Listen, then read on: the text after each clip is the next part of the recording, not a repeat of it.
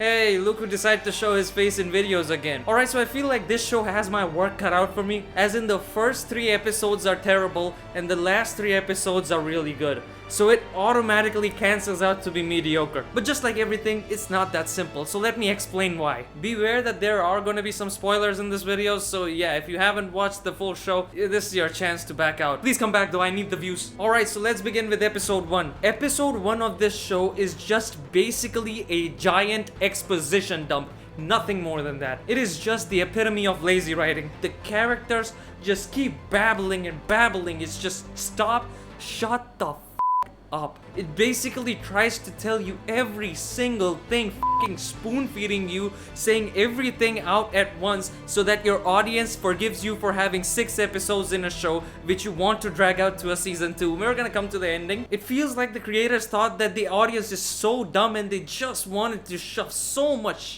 down your throat all at once. Now moving on to episode 2, I actually want to say something positive before we move on to the negative, and that positive thing is the atmosphere. And like the Cold War vibe these offices give are just they were really good. Now moving on to the negative, nothing happens in this episode as well. I was so bored out of my mind in this one and the third one as well. In the first episode, I wasn't actually bored because I was engaged in hating on the fact how much exposition dumping is there. It's just so boring. I went to my phone so many times during this episode, it's unbelievable. And here I want to point out another problem which plagues the first 3 episodes a lot. The extremely, and I mean extremely with triple X, you see what I did there? The extremely predictable writing. I swear to God, if you have ever watched any movie or anything in the same genre or categories as this show, you are gonna be able to tell what the characters are gonna say next. This was so abundant, especially in the conversations between that senior TVA agent, I already forgot her name, and Mobius. It felt like every conversation between these two was just like, ma'am, I wanna do this. Oh no, Mobius, you can't do this, please. Alright, I got you, bro, go ahead. In episode 3, the whole episode is just a hitchhike. It's just, oh my god. They also push this love interest kind of thing with philosophical stupid dialogues, whereas in WandaVision, that one iconic line from Vision felt achieved. But what is grief? If not love, persevering. Here the line that is supposed to be iconic just feels shoehorned in.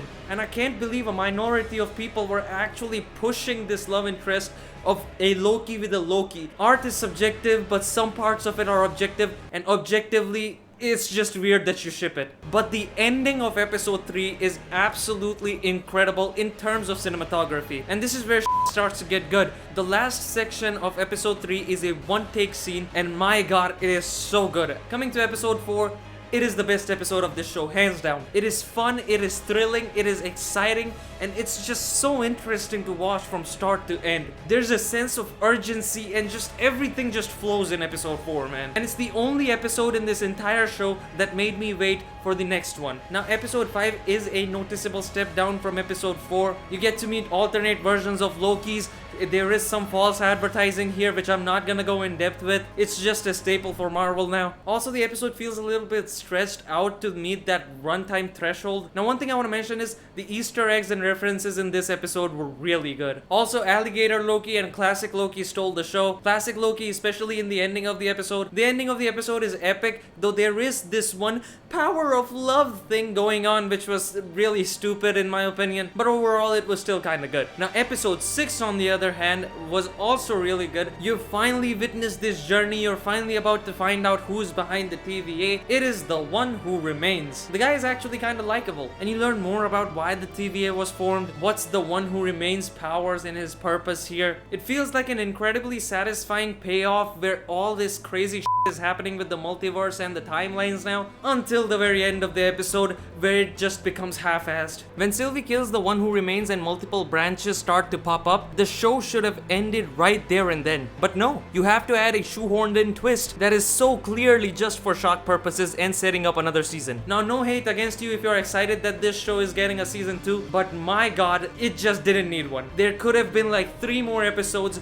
and that should have been it. And the conclusion being half-assed is a very big problem because the entire show revolves around its conclusion. So now the last thing I want to say about the show is the music is absolutely incredible. I really love the music in this show. So yeah, that is pretty much it for why I felt Loki is mediocre. Again, if you like this show or you completely hate it, I have nothing against you. Let me know how you feel in the comments down below. Some of my other videos are on your screen right now, so please consider checking them out as well.